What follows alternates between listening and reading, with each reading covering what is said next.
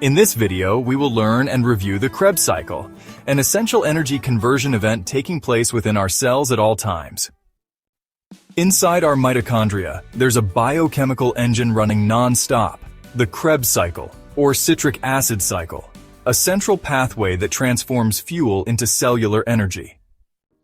It begins when acetyl-CoA, a 2-carbon molecule from carbs, fats, or proteins, merges with oxaloacetate, a 4-carbon molecule forming citrate, a 6-carbon compound.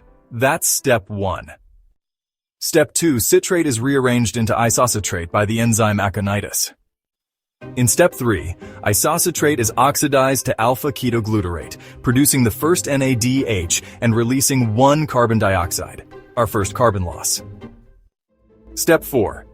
Alpha-ketoglutarate undergoes another oxidative decarboxylation to form succinyl-CoA, generating another NADH and a second carbon dioxide. Step 5. Succinyl-CoA is converted to succinate, producing GTP or ATP, the first direct energy molecule from the cycle. In step 6, succinate is oxidized to fumarate, yielding 1-FAT-8-2. Step 7. Fumarate A is hydrated into malate. And finally, step 8. Malate is oxidized back to oxaloacetate, generating the third NADH and completing the cycle. Per turn, the cycle yields 3 NADH, 1-FAT-8-2, 1 GTP or ATP, and 2 CO2, all key ingredients for ATP production in the electron transport chain. So why care? Because the Krebs cycle powers everything from your muscle contractions to your brain activity. Master this cycle, and you unlock the blueprint of cellular life.